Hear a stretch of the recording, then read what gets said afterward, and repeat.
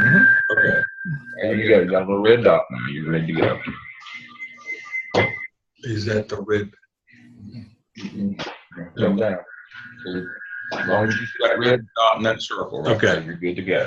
Okay, so what we want to spend tonight looking at is making sure that you got your information on Blackboard. There were some concerns about you were unable to get to anything on cash. Gardner Webb will issue you probably late January, early February information on hash stream using the username and the password.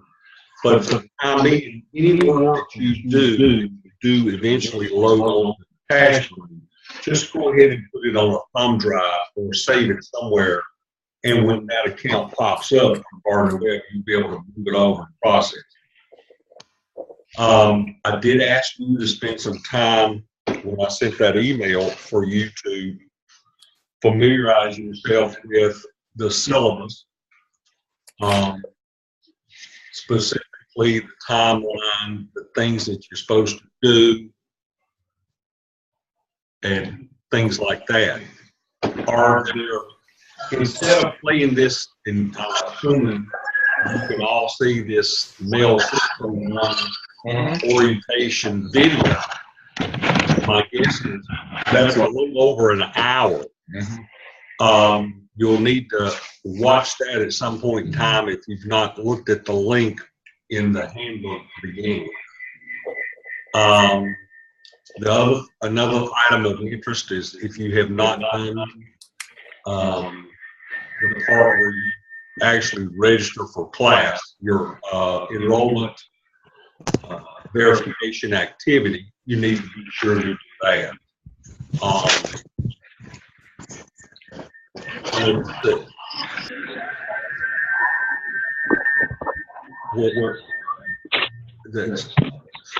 Okay. How do I get back? You see an individual with our group. That was Dr. Lamb. He's sort of transferring me from the old to the new, and I'm sort of understanding that process. All right, where do you want to go, Dr. Norman? Let's go back and get everybody on the screen again. Manage participants. And it looks like there are 14 of us here. Okay. Any questions? And I need to ask this as a general question to the group. I'm assuming all of you are working on your master's degree for the first year. Anybody different than that? I'm actually working on my master's, second master's degree. I already have one. Okay, are you doing this as an add-on? No, sir. Just a separate master program? Yes, sir. Okay. Any of them are doing an add-on license. Are any of you doing an add-on license? So everybody's taking courses. Everybody's taking course 1, 2, 3, 4, and 5. Okay. Next question. If you start this process and you stay on time with your 5 major tasks as described in your handbook and your 5 courses, you should complete this program somewhere around August of 18. And that means you would be, through licensure and your degree, be eligible, depending on where you're located, for an administrative position during the 18-19 school year. Just want to make sure you're all timeline wise as to where you are and what you should be doing. Summer included. And this can't be summer now. Make sure you do understand that. I will have 2 summers. The summer of 17 and the summer of 18. 10-week session. Those are 10 weeks, not 15. All right. Why am I not seeing the rest of these? Because you go back there up. Oh, I got to look at the bottom of it. Okay. Mhm. All right. Any questions that you might have? This is Dr. Lamb over here. Eve. All right. What questions do you have at this point? If you have any, I do want you to go back and watch that orientation video.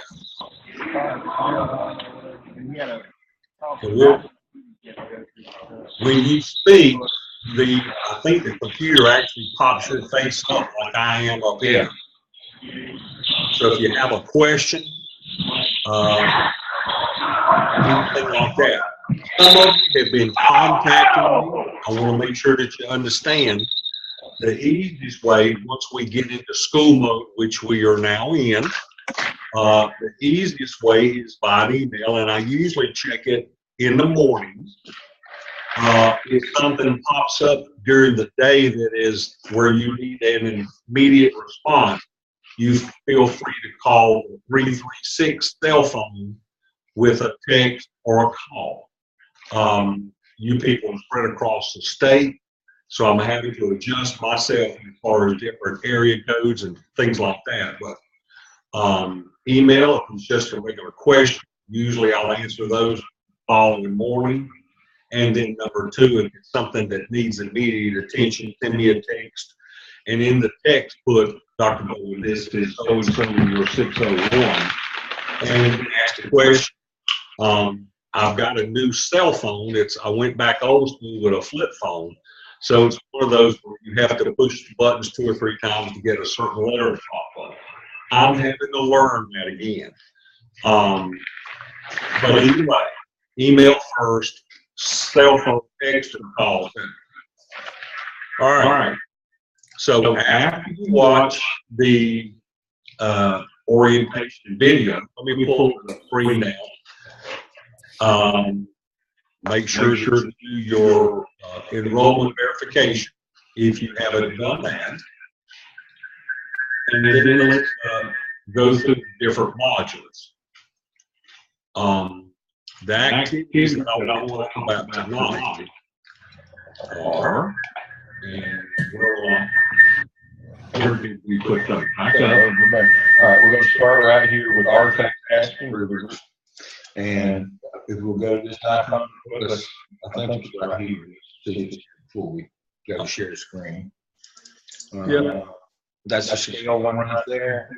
All right, so let's move away from that. Just click out to the side. All right, so now what we're going to do is go to share screen. You got We're the green ring right here, share screen. And it's going to let us share screen. Hit share. All right, it's going to let us find the one that you want right here, scale, like that one. So that should now be on. There it is. Okay. So now you're looking at Mels 601. I guess the easiest thing to say is this whole process is based on 6 semester hours. And what that means in English is you have a 3-hour class, but at the same time, you also have about 3 hours of work that you'll be working on what we call the task.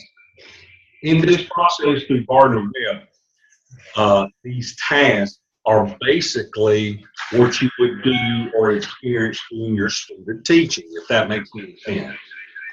Let me scroll down. So you see, first thing, This will go to the side. okay, look at under task number 1 under the absent. Under task 1, you're going to primarily develop and understand the process of a working at PLC and doing research that's centered around Richard Dufour and all of his work. You will end up developing a PLC at your school, whether you're elementary, middle, or high. And I'm assuming at this point, and I probably should stop, all of you are in a elementary, middle, or high. Are any of you in like a charter school, a parochial school, or anything other than a public school? I teach in an alternative school. Okay, that's fine. but it's an alternative school through a public school system. Correct. Right? Okay. Correct. What you're going to want to do is you set up your PLC, and this is all covered in the handbook, especially under the actual component. You need to have 2 or 3 people on your PLC. Like in case one of you teaches 5th grade, it would be beneficial to have another 5th grade teacher, or a 3rd grade, or a 4th grade, or something of that sort of arrangement. If you're high school science, obviously you would want 1 or 2 science types with you. If you're elementary or middle school, depending on how you teamed up, 6th grade, 7th grade, or 8th grade, you're going to want a little bit of everything. And of course, a big decision will be made as to how you can meet with these people.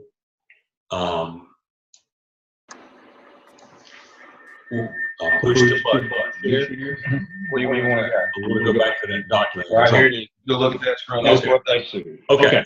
So what I want you to understand is another common issue that you're going to run up against is, when can y'all meet? Now you'll meet more up front in Mels 601 and 602, and then you'll meet less in 4 and 5.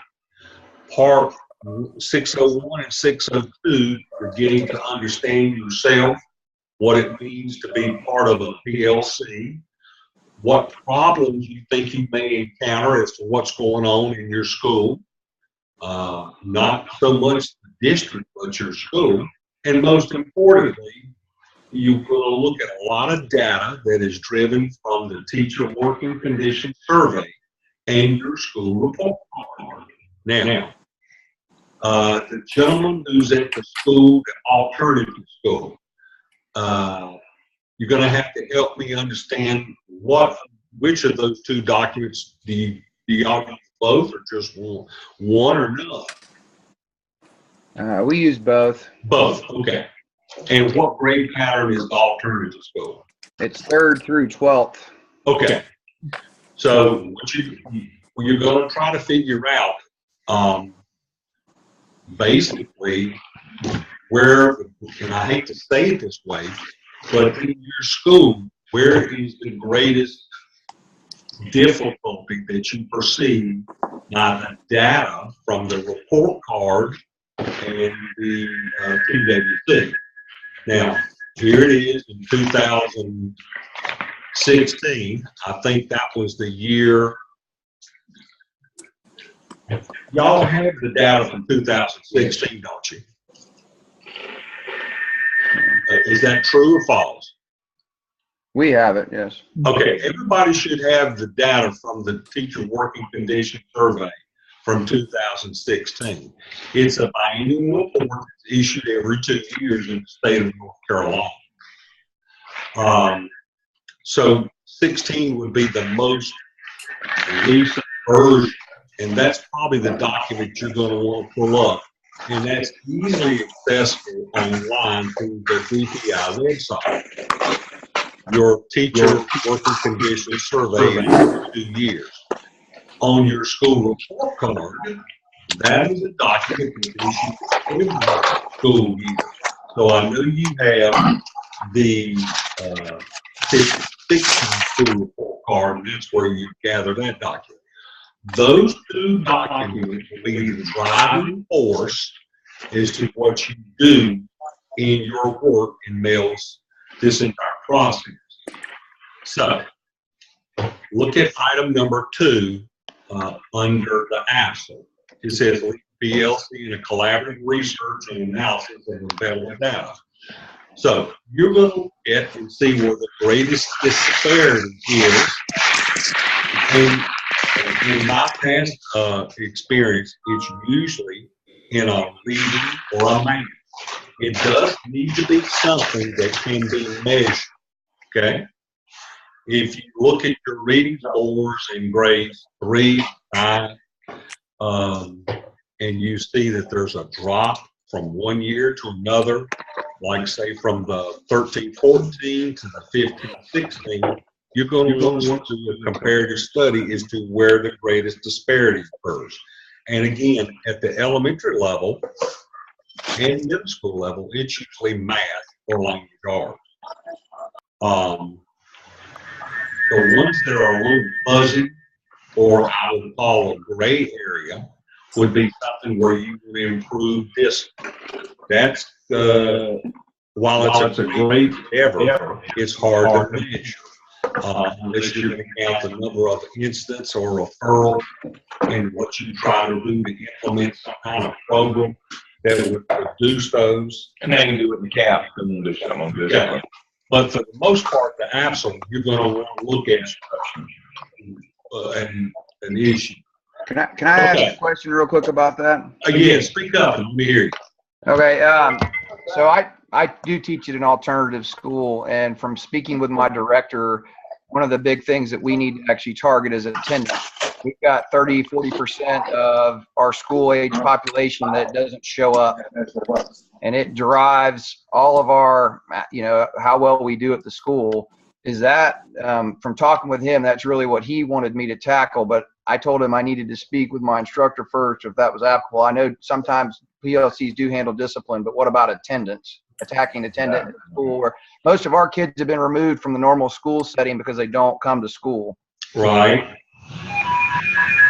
I want you to think in terms, while I'm personally just the instructor for the course, at some point in time near the end of January and the beginning of February, you will also be issued an individual to work with you on a daily basis. Rodney, where are you located? I'm in Clover, South Carolina. Okay, you're in Clover. All right. Rodney, you may be mine then. Okay. Well, you are mine because I supervise all clinicals, but you may be my intern. And everybody will be issued an internship or a clinical coach fairly soon. Mm-hmm. And that question is primarily for that coach. So, Rodney, if you get me, the answer is no. I'm going to go ahead and tell you. I'm going to tell you now. Okay. And most coaches are going to tell you because you're going to find that you can do discipline and attendance and all those things. In the fifth of these of the evidence artifacts, there are 6 evidence artifacts. The APSL is the first. The fifth one is cultural advocacy, which is about cultural climate, which takes in discipline, attendance, and all those things. You can do a project. You will do a project in that area, but that will be toward the end of your program. This is analysis and action plan for student learning. This has to be about teaching and learning. It has to be about instruction. Now, I'm an old operations guy. I'm not arguing that we can't learn until we get them to behave themselves. But that's not the deal here. This one won't pass if it's not about instruction. You got to find your area of need or your gap in your test scores. It should be standardized test scores.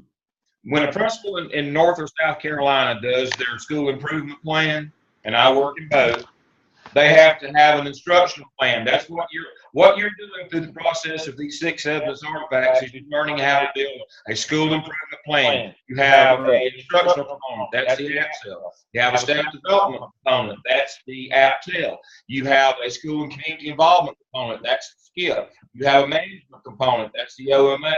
You have a cultural component, discipline, behavior, those things. That's the CAP, number 5. And when you put it all together, that becomes the number 6 to solve. So you can't do discipline in the instruction. It won't work. Your plan won't pass at the end. So okay, I understand all of that, and I'm already on several PLCs at my school because we're a small staff. So I was just trying to work within the parameters of not double tapping because I know I saw in the instructions it could not be something that you're already a member of. So okay, we'll just have to relook at it. We want you to form your own PLC so you can be the leader. Yeah, I totally get that, but okay. I understand how you got where you got to. Yeah. Rodney, I'll take you. I'll make a note. I'll take you. I got to come to Chester anyway. I'm working on. I've got interns in Chester already. Okay. So I'll get who I assigned you to yesterday. I've slept since then, but I'll go back and revisit and I'll reassign you, and then we'll work that. We'll make it work. Okay. All right. Hello, all. Hey. Hey, how you doing? Fine. All You're right. Danielle. Did you get my email? I finally got in. Yay! All right, I sent you an email with a link on it. All right. Thank you so much. You couldn't get in. Yeah, I couldn't get in. I was looking at the wrong email address. I'm sorry.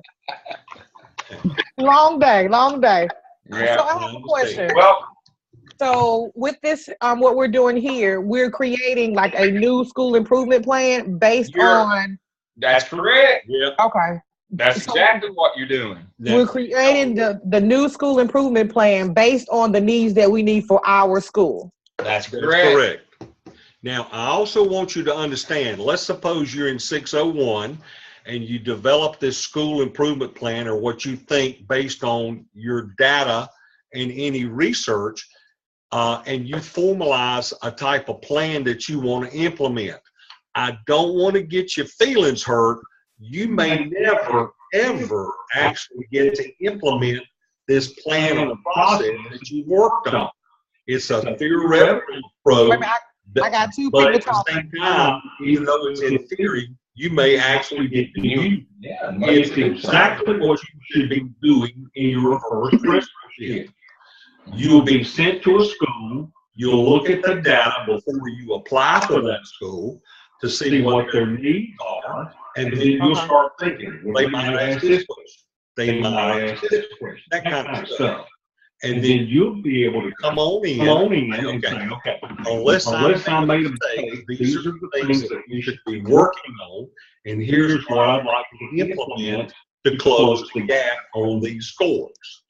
So it's a theoretical approach that you may actually get to use somewhere down the line.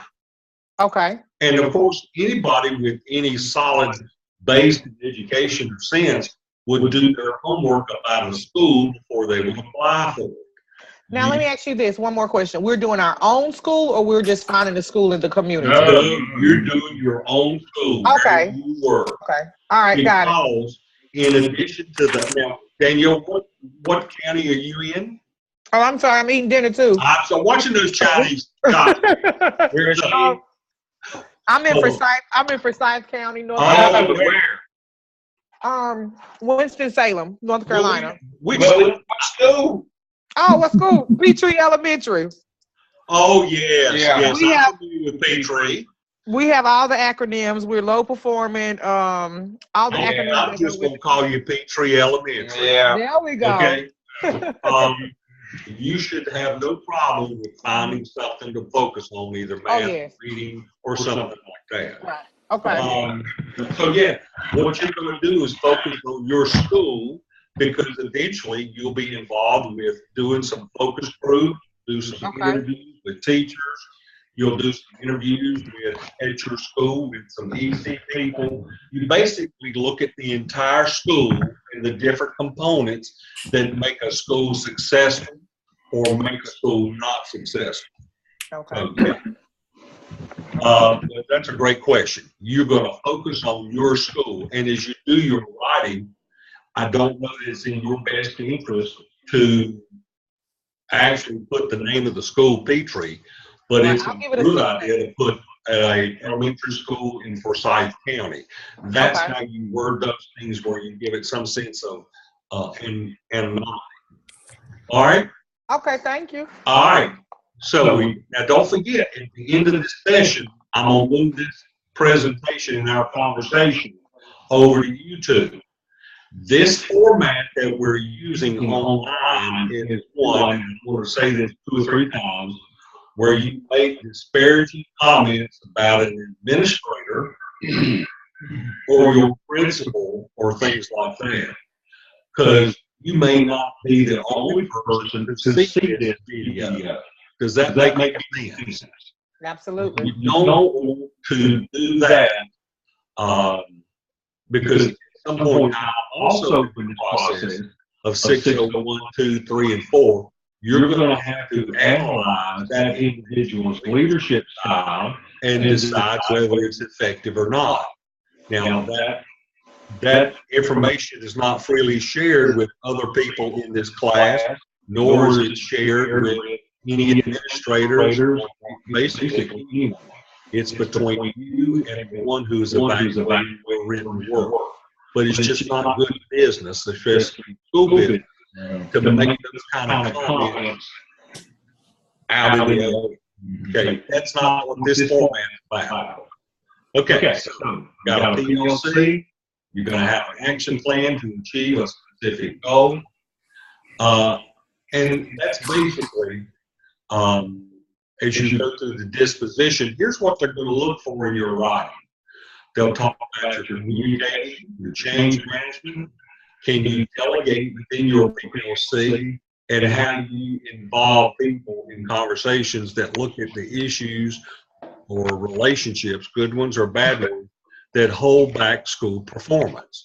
I mean, that's what any principal new to a situation would be involved with. Okay, now, another thing is by using this process, instead of a face-to-face class, you're showing that you have the technology and the system thinking process in place to do this. And these are basically the 10 things in those different standards that you'll show as you write the document for the APSL. Let's see what else. So, look at some of these things, what the candidate, and that would be you, what you should be doing in the different weeks. But at some point in time, I would get started. Let me back up this page and see if it talks about week 1. No, I don't see that. We talk about week to week as to what you should be doing in this activity. So if we stay on schedule, you should finish this process up for Mels 601 in early May. Okay, now, what have we talked about? How are you going to show me and the evaluators that you've had a PLC meeting? You can type about it. You can tell me about it. You can say you did this or say that. But what are some other ways that show concrete evidence that you've actually held a meeting? Look to your left. You would have some video clips of your meeting. You're going to have electronic communications. You're going to email the principal and ask him to form your PLC. You should get an email response back giving you permission. That's a piece of document that you'll need to keep. You'll have the minutes. You'll send out an agenda. You'll have somebody taking notes from the minutes of the meeting. You may actually take some pictures of the PLC, the meeting and process. There'll be some presentations. You might actually develop a web page or something like that.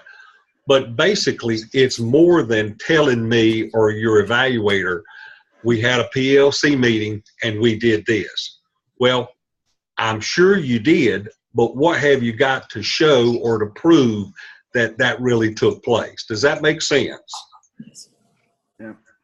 Yeah, it's like, I know you're going to teach class, but what are you going to use as your groundwork to teach class? You just don't go up in front of a group of students at whatever grade level and just throw something out. You have to have a process that supports when the principal comes in and says, show me your lesson plans from yesterday and what you did. And you're going to flip over to something and say, well, here's what I was supposed to do, but we're behind, and so here's what I actually did. I mean, that's all you're doing is proving to somebody that you're doing what you said you would do. All right, in task 2, now all we're going to talk about is the APSL. That's all we're talking about is the APSL. Once you do the research to determine what is your most pressing need, you're going to sort of discuss this within your group. Now, all of this stuff is in your handbook. Did most of you get an opportunity to look through your handbook to go through this paperwork? Yes. Okay. Yes. My guess is, I don't know about you, but actually to have something in front of me, a paper version is best for me to look at my process and what I need to do. Watching these videos and things like that, I do have to stop and start just to make sure I didn't miss anything, but a printed version is a lot easier for me. And you have to figure out what's best for you. Okay, under best practices. Any questions so far? Now, I would rather you stop me as we're going along.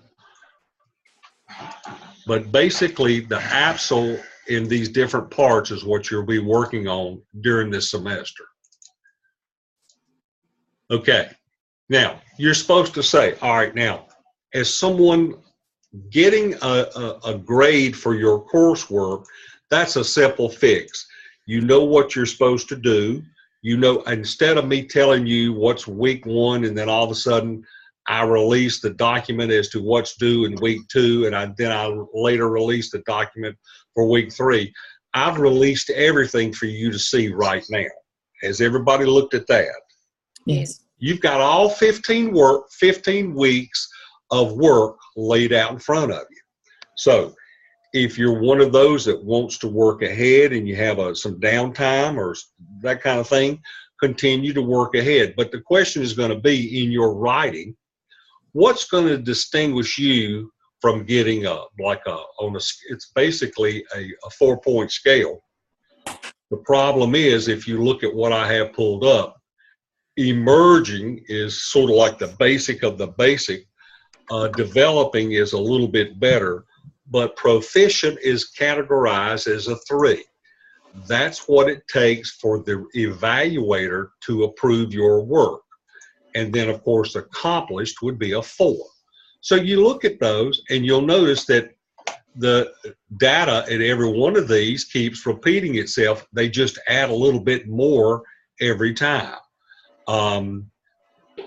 I do want you to understand that there's just a little bit difference between a proficient and accomplished, but the goal is to at least make a 3. A 4 is fine, but at least a 3.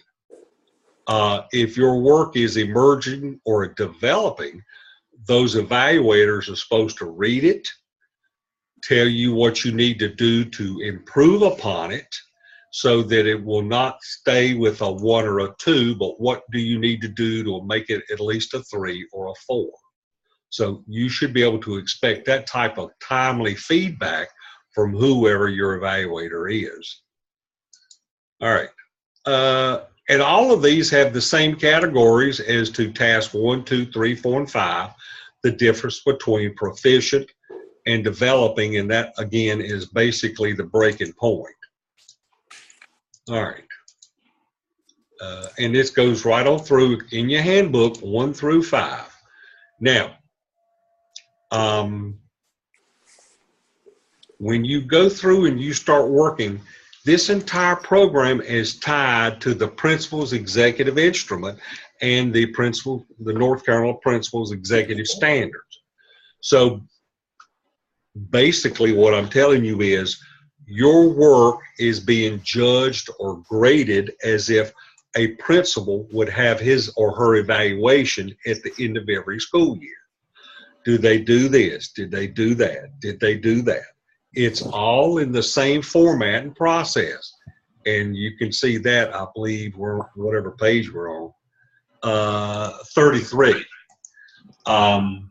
So it would, again, it would benefit you if you go to the DPI website and look under the North Carolina School Executive Standards and print the school executive, their evaluation form. It's a public document, and you'll see